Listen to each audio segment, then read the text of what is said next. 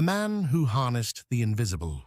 The story of Maxwell Sangulani Chikumbutso. The world was changing, but for Maxwell Sangulani Chikumbutso, the change he envisioned was unlike anything people had ever seen before. Born in the humble town of Harare, Zimbabwe, Maxwell had always been an inquisitive child. While other children played with toy cars, he was fascinated by the mechanics beneath the hood of real ones. His mother, a hard-working woman, believed in education, but Maxwell struggled with the rigid school system. It wasn't that he was unintelligent, far from it. His mind worked in a different way, seeing patterns where others saw chaos, discovering solutions before understanding the problem. Teachers labeled him a daydreamer, but his dreams were different. They were blueprints for the future. Unfortunately, financial struggles forced Maxwell to drop out of school. While his peers continued their education, he was left searching for ways to make a living. But one night, as he lay sleeping, he had a divine encounter that would change his life forever. In a dream, Maxwell heard a voice calling his name. It was clear and commanding. "Rise and create the technology that will produce electricity from the sun waves," the voice said. He woke up in a cold sweat, his heart pounding. He knew it was God speaking to him. That moment set him on an unstoppable path.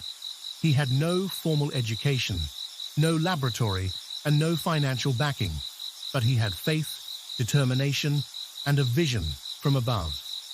Years passed, and Maxwell never stopped experimenting.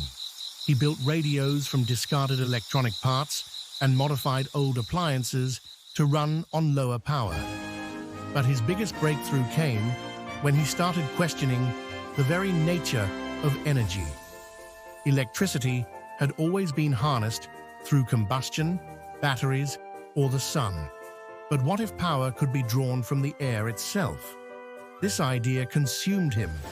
Scientists dismissed such notions as impossible, but Maxwell refused to accept their conclusions. He locked himself in a makeshift lab, a tiny room filled with wires, capacitors, and circuits salvaged from scrap yards. After months of failures, one night, a single LED bulb flickered to life on his prototype board. It wasn't connected to any conventional power source.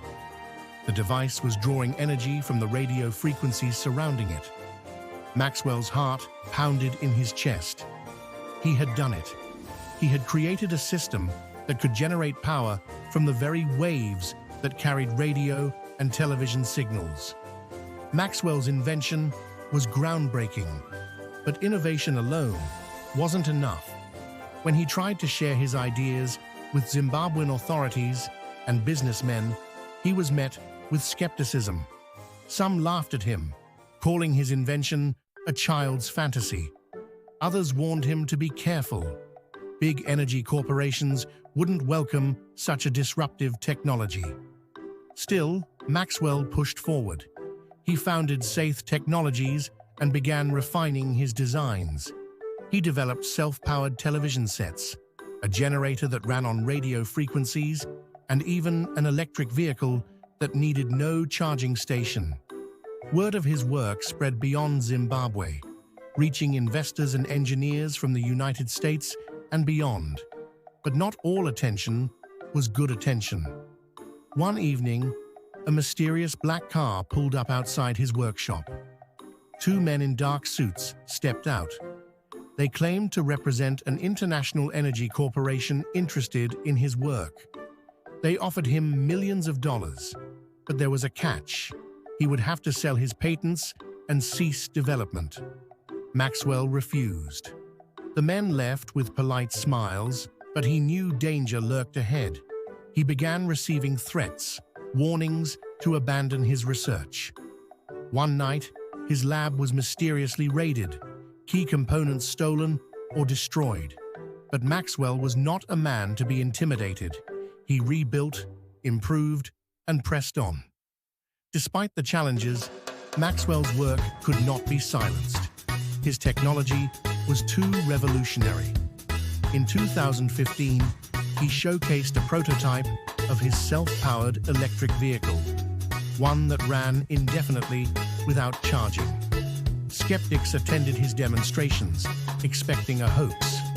Instead, they watched in disbelief as the car drove across Harare's streets, its motor humming with power that seemed to come from nowhere. The world started paying attention. Scientists debated the feasibility of his work, some claiming Maxwell had stumbled upon a breakthrough in quantum energy harnessing. News agencies from Africa to the United States began covering his story. He was invited to Silicon Valley, where investors marveled at his designs. But the question remained, if his technology was real, why wasn't it being mass-produced? Maxwell knew his technology had the potential to revolutionize Africa. Millions of homes could be powered without expensive and unreliable grids. Schools could have lights, hospitals could operate advanced equipment, and transportation could become more affordable than ever before. The implications were immense, but opposition was fierce. Fossil fuel industries had no interest in seeing a technology that could render oil and gas obsolete. Governments, bound by energy contracts, hesitated to support a disruptive shift. Even some scientists, tied to old paradigms, refused to acknowledge that an African innovator might have cracked a puzzle they had long deemed unsolvable. Realizing he needed protection, Maxwell sought alliances. He engaged with African leaders who saw the potential of his work, urging them to invest in local research and development rather than relying on Western technology. Slowly, he gained traction. A few governments began discussing pilot programs, using his generators to power rural villages. But just as things seemed to be turning, tragedy struck. One evening, Maxwell was driving home when he noticed a car following him. As he sped up, so did they. The next morning, he woke to find his house broken into. Files were missing, and his prototypes had been tampered with. Someone wanted his work to stop, but Maxwell refused to give up. He took his knowledge and moved his operations to a more secure location, continuing his work in secrecy. He started teaching young African engineers, passing down his understanding to ensure the knowledge would not be lost. It was clear, this wasn't just about one man's invention. It was about Africa's technological independence. Today, Maxwell Sangulani Chikumbutso's work continues. His dream of a self-sustaining Africa, free from energy dependence, remains alive. Though still faced with resistance, he has inspired a generation of African scientists and entrepreneurs to challenge conventional wisdom. His innovations are more than just machines. They are symbols of what Africa can achieve when it dares to believe in its own genius. As the world watches, one question remains. Will Africa embrace its own innovation, or will the forces of the old world bury it? Only time will tell. But one thing is certain. Maxwell Sangulani Chikumbutso's legacy has already been written in the currents of the unseen energy that powers the world, and the world will never be the same again.